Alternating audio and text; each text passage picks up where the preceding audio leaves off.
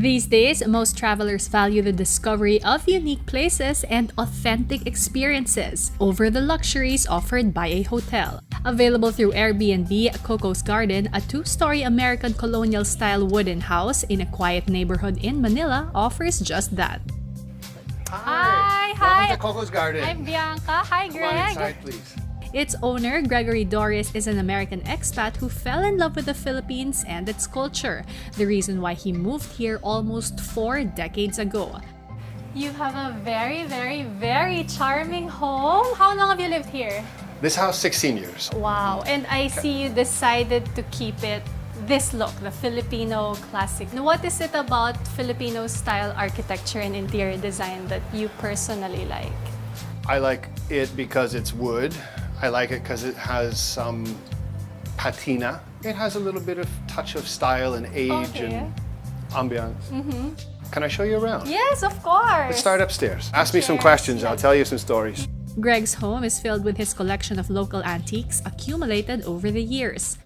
So I see very many interesting pieces. It would probably take us a ask whole me day anything. to talk about it. It's just there for display purposes, and I thought it would be a nice thing to have in the house. So these are pieces obviously you've collected throughout all the years. I mean, you did not set this up and just get everything at the same time. It was really it's very organic. Bit by bit. Although a lot of the stuff, maybe about half the stuff is here, I bought within the first couple of years of my arriving here. You said you've been to 75 provinces Out of 81. around the Philippines. It was fortunate that when I first came here in the early 80s that I was stationed in Mindanao, and so I got to travel around Mindanao when it was perfectly safe. The master's bedroom, which Greg vacates when he rents out the house, is a spacious sanctuary. I noticed this iconic Pinoy chair right here. Do you often sit there? Yeah, it's a nice chair to read in. Catch the afternoon sun, read the newspaper. And with the trees, there's such ambiance on your Yeah, reading. we usually get a nice breeze through here too. Wait, there is an interesting story to this ginormous bedroom. It's huge. Originally, this was 2 different bedrooms.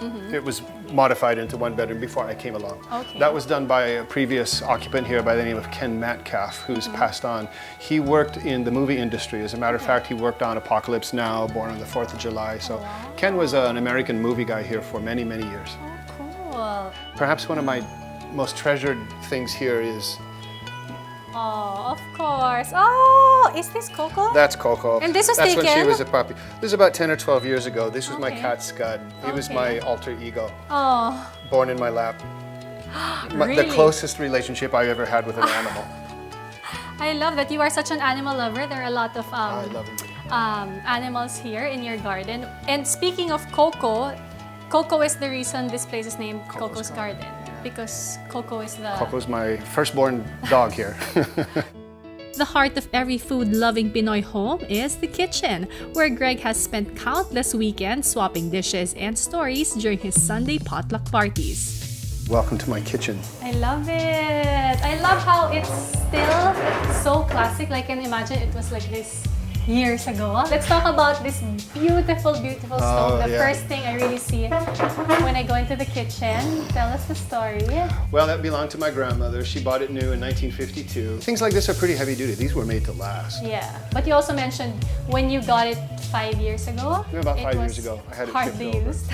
Hardly used, because my grandmother, she made instant coffee. That was about all she made with it. Boil water, scramble an egg. Any other interesting, because you have a collection here of Baskets that I picked up along the way. You also have this other side, palayoks. So yeah, those are all from Kalinga. It's so interesting that you have such a good kitchen that is easy to move in, but Especially for somebody who doesn't really cook. yeah, I know. But his kitchen is not the only place where Greg entertains. As a history buff, he also does walking tours around Intramuros, Binondo, and Quiapo.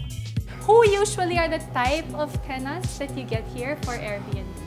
It's changed a lot over the years, and it started off where I was getting people who were here usually on business, maybe doing some work in Manila. Yeah. And then now I get more people who are interested in just experiencing something authentically Filipino and Manileño.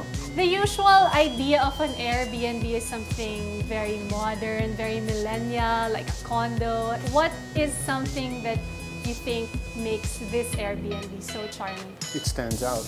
If you look on Airbnb, generally you're going to be looking at condos. Right. And for a lot of people, that's fine. Not for everybody.